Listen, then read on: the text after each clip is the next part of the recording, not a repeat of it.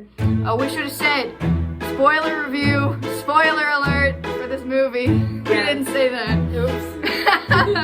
I can edit it in at the beginning. Yeah.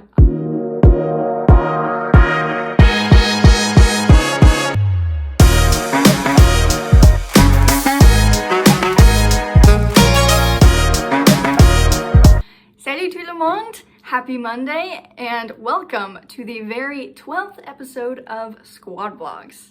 Today is a very special episode, as I'm sure you can see, as I have here with me a very special guest. This is my roommate, Megan. Megan, why don't you introduce yourself? Hey y'all, I'm Megan, as Emma said. I'm also a sophomore, roommates with Emma. I'm a psychology major. I don't know what else. Anyways, Megan, what are we doing today? Well, we're gonna do a movie review. Movie review! Yay! Apologies to Joyce for stealing your thunder there. But in my defense, I had this idea before you even posted your video and said that you were gonna do movie reviews. So, sucks to suck. Megan and we are going to be doing a movie review about a movie called The King's Daughter. We went to go see it last Tuesday.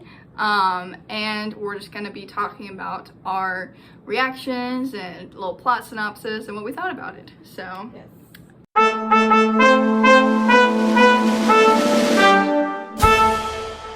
Start it off. Yeah, I can. Let's see. It was pretty interesting because in the beginning it shows the main character, the girl, and her name is Marie-Joseph.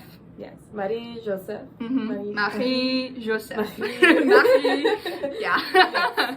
But it shows her in a convent, and then she doesn't know like her parents. Like she never knew them. She's been wanting to figure out about them, but I don't think she really knows how. So Right. And who is Marie-Joseph? I don't. Oh well, she's the king's daughter. Oh, So. plot twist! It's the king's daughter. Yes. But yeah. she doesn't know because she was at the convent, dropped off when she was a baby, and Yeah. she's like, I never knew my parents. Anyways, the story But kind the of king picks knows. up. Yes, but the He king knows. knows. And so the story picks up when the king requests a new composer to come to the Palace of Versailles. This is King Louis XIV, aka Sun King, King Louis. So actual historical figure. I think everybody else is fake. I don't really know though. So, Yeah. but he's real. And so, but the plot, I guess, kind of picks up more with Louis XIV's, his quest is to find immortality. He says he wants it in order to maintain the glory of France throughout forever, I guess. The years to come. The years to come. But really, I think it was definitely also a selfish thing that he didn't want to die. So, So was yeah. it because in the beginning of the movie he got shot? He did get shot, Do you and think that was that's- kind of a reminder, I think, Yeah. like, of his mortality. Okay. And so that kind of, like, sets him on this quest of, like, I'm a king, I'm a target, I can die at any time, I need to figure out how to get around this. Because France is just, like, ramping up, it's, like, in his heyday, you know? So he's like, I want to preserve this, but also he's like, I want to die, so. Yeah. And so how does he go about trying to find, like, this quest for immortality? What is... Yeah, I think I don't know if they sent out the fishermen or like the people I think on they the boat. did. Yeah, because they ended up finding some mermaids. Mm-hmm. Merpeople. Okay. Who sent them out? Who sent them out? Yeah, like, who had the original idea to use a mermaid? It was like the guy who worked. The guy who worked there, Yeah. yes, at the castle. It was the royal physician. Yeah. The royal physician. He's like one of the bad guys. He is one of the bad Yeah. guys, yeah. He wasn't so nice. He was not, no. But his ending. Yes, We'll very get to that. interesting. We will get to that. Yeah. Basically, yeah. So they sent out people to just like the ocean to search for. It was actually the lost city of Atlantis, which apparently was not lost in this universe. Yeah. So they found that. They found some mermaids. They captured two. They released the male and just kept the female because that was the life force that they needed. Yeah. And they were gonna take that from her and kill the mermaid and use the life force at the equinox. So they bring in the mermaid. They like put her in this pool like under the castle.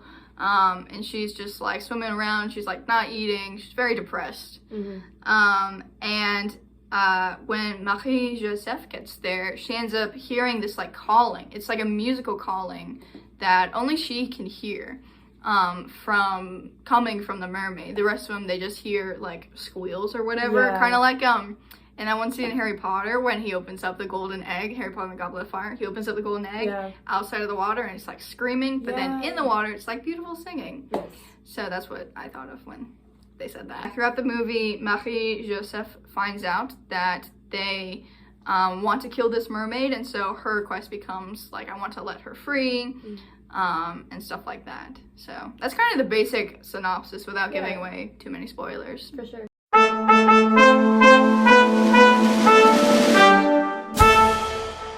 So I guess, I wanted to dive in now to our reactions. What did you think of the movie? I had mixed feelings. Like, I liked it because I like that style of movies, and like we were saying that it reminded us of like Mako Mermaids and H2O. Like it had that vibe because of the mermaid aspect. But then also like Pirates of the Caribbean. Where did we get that vibe from? Was it like the fisherman? Well, yeah. So they had like a sailing scene, and the love interest is a fisherman. And so it was talking a lot. And then there's one scene where he's like, "I'm gonna have you on the bow of my ship." And you know, searching around. So. Yeah, I'm trying to think what else it reminded us of. I would say, if I were to describe this movie, I would say it is a crossover between The Princess Bride, Pirates of the Caribbean, and H2O Just Add Water. However, it is not, I would say, as iconic as any of those particular works, unfortunately. I really liked it. It was just a new, like, fantasy thing for me to delve into. And... you know, I mean, the soundtrack was really good. Yeah, it was. Which definitely helped it up a little bit. But there were definitely some parts that were, like, very cringy. Yeah. Like, there's this one, the edits. There's this one scene. It reminds me, actually, of a scene from The Emperor's New Groove. In this movie, it's supposed to be dramatic. And so it, like, does cuts where it zooms in on the king. Like yes, it like zooms in on his face. He's like staring like over the palace or whatever. But it really reminded me of like a scene from The Emperor's New Groove where it like zooms out, so it's kind of in the inverse. It was supposed to be like intimidating. It was not. I know, it was funny. It was funny. We were laughing. Well, okay, but a good thing is like I really liked how they included actors that were famous that we knew, like because he was from Mamma Mia, and then she was from. Yes, it's Pierce Brosnan. Yeah, I think, and Kaya Scordaniel. I'm gonna butcher her last name, but she's from The Maze Runner and from Skins. So, yeah, so that was nice. That was good. Yeah. But yeah, I guess, did you have any specific like reactions, things you wanted to talk about? I mean, there's quite a bit like that we can delve into. I kind of want to hear your thoughts on like the cello, because she played the cello. Yes. So, yes, she was a cellist. She even said in the movie that was her favorite instrument. The character did. The actress did not know how to play the cello. She did not know how to play the cello. They did not take the time to teach her. I personally, I'm a cellist, and so I feel qualified to speak on this. Megan can attest. I was like cringing every time they showed the cello on screen. I was like, she's not playing. This is not how you play the cello. Like, it was so bad. In fact, I can show you. I have my cello right here. Okay. Basically, you're gonna have to move. Okay. Yeah, so like how you play the cello, you can like kind of see. So this is like the bridge right here, and this is the fingerboard, and your bow is supposed to be in between the bridge and the fingerboard. It's kind of low to see, but that's okay. Her like bow, it was going all like this, you know. It's supposed to be like very flat like this along the strings, and her fingers, they were always in the wrong place. It was really frustrating because, like, really, they could have at least, like, she didn't even have to play, like, well. They could have at least had her, like, taught her how to, like, do it straight and, like, taught her which, like, fingers go where, you know, even if they didn't have her actually playing. So Yeah. that was one of my biggest critiques, I think. Yeah, one thing I wanted to talk about was the romance aspect of it. So I think I mentioned before, the love interest, his name was Yves. He was a sailor and a fisherman, and he was a captain. And he was the love interest for Marie-Joseph. I would say the romance for me kind of fell flat. Yeah. I felt like it was very Hallmark. Very Hallmark movie. It felt rushed. I was gonna say that. I was just gonna say that. It felt rushed. Yeah. You know, they like kind of just meet and then they like kiss. Yeah. No, but it was funny because like you could see in one scene like they were about to kiss and then they didn't, and then in the next scene, and then immediate next scene, yeah. I was like, girl, you gotta wait or something. It's like their second date, like. Yeah. No, it was like within the first date. They just went somewhere else. That's true. Yeah. Yeah. Yeah. So I didn't much like that, but I mean. As a hopeless romantic. Yeah. That Yeah. wasn't Exactly. it. I don't know. Yeah. Did you have anything else? Yeah. I really liked whenever they included the part about like sharing more about the mermaid. Mm-hmm. Like, so Marie, she went underwater, and then the mermaid was sharing with her about that she had a daughter, that she was married. Yeah. I was like, that's so sweet. Like, we got to know more about her. Like, she was actually a person with a soul, with a family. I feel like that added to the story. Yeah, they didn't make her just Fish. like a MacGuffin, you know, like just a tool. They actually humanized her a lot, which fit a lot like with the theme of the movie, where a lot of the king and the physician were like, oh, this is just like an it, you know, it's just like it's not a person. But Marie-Joseph and later on Yves also was like, no, like recognizing her like humanity aspect. Because, I mean, once you show a baby mermaid, I mean, and then they showed her again at the end, like, grown up a little bit. I don't think it was her. I disagree, because they only had this, like, this mermaid. It couldn't have been for more than, like, a couple months, you know? There's no way that baby would grow to be, like, 8 in a couple months. Okay, but, like, what if it's in, like, you know, like, in Twilight, whenever everyone... I don't want to hear it. Okay, I don't want to hear it. Like, no. And also, I had Twilight vibes from this movie. That upsets me. I disagree. I don't think it was as bad as Twilight. That's so funny. Yeah. I mean, I think it was better, but there were a few moments, like whenever she was running and crying and then she fell on the floor, I was like, that's true. dramatic.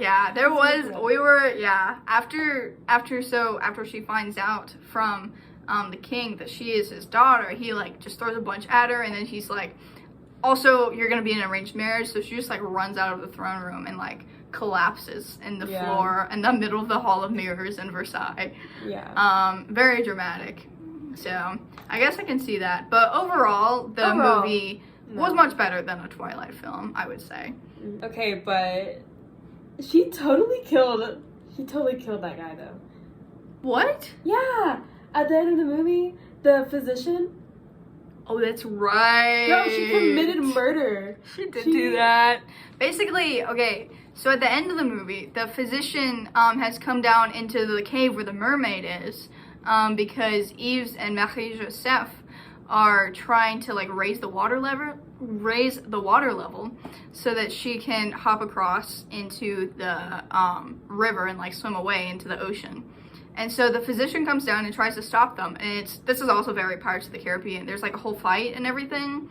And what Marie-Joseph does is she like ties a rope around his foot and ties that rope to, what is that thing called? The little circle thing? I don't know the name of it, but I don't know the name of it either. Basically, it's like a water wheel kind of, and it like rotates the water, but it's like always moving. So she ties him to the water wheel, and eventually, you know, you don't see it, but you might see it. You kind of see it. You kind of see it. He like goes underwater, and you like, just assume that he drowns. Yeah, like she runs away, and so she's like, and so like, okay, girl. Like, you're not gonna have any remorse about this? Yeah, so she definitely totally does commit murder, and then it's kind of just brushed over, like, you know. Yeah. I mean, and something else that was brushed over is that she basically committed suicide. She also did do that. Yeah, she did jump off a cliff. Like, girl, your mental health. We need to work on this. Yeah. Well, so she did it for a reason, I guess, to like give her dad, the king, an ultimatum. Because he was up on the cliff with her, and he was gonna have his men shoot the mermaid so that it could be used like during the eclipse for her for his like life force. Yeah. But it was demonstrated earlier in the film that the mermaid has healing powers. We didn't really talk about that, but because at one point she like broke her bone, and then the mermaid healed her, and it was very miraculous or whatever. And so what she did was she gave her dad an ultimatum where she jumped off the cliff knowing that the mermaid would save her. And like she told her dad, like, either the mermaid saves me, my life, or the mermaid like gives her life force to you and I die. So yeah. It was quite a tense moment, and I really wasn't sure which one he was going to choose. Honestly, yeah, me too. Like, I was like, is she about to die? Like, are we gonna watch a movie and the main character dies?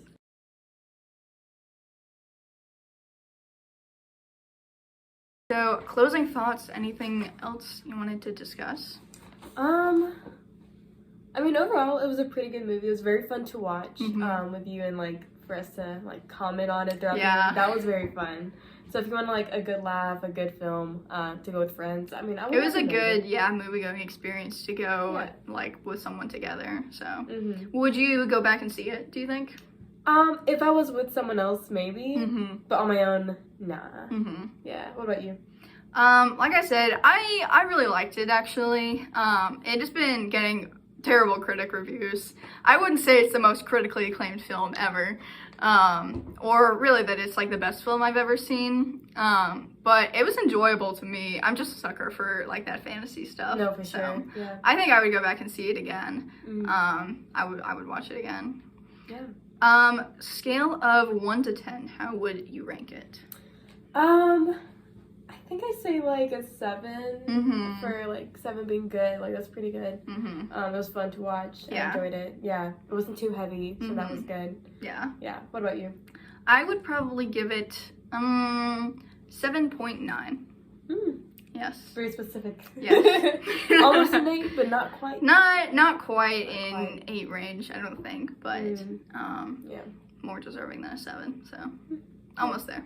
So close.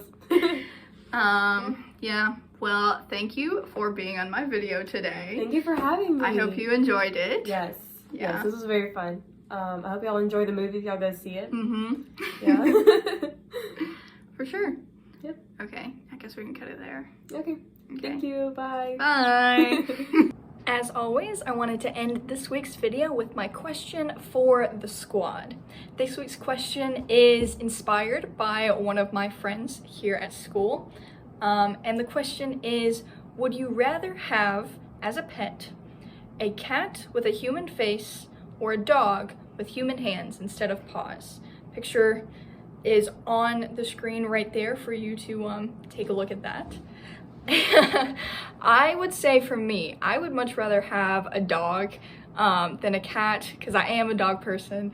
I also just think an animal that has a human face, it would be too much for me. I could not handle it. Plus, if you had a dog with human hands instead of paws, you could train it to do stuff like getting stuff from the fridge for you, or giving you a hug, and how cute would that be? Anyways, let me know your thoughts, you guys, either in your videos this week or in the comments down below. Hope everybody has a great week, and bis Montag!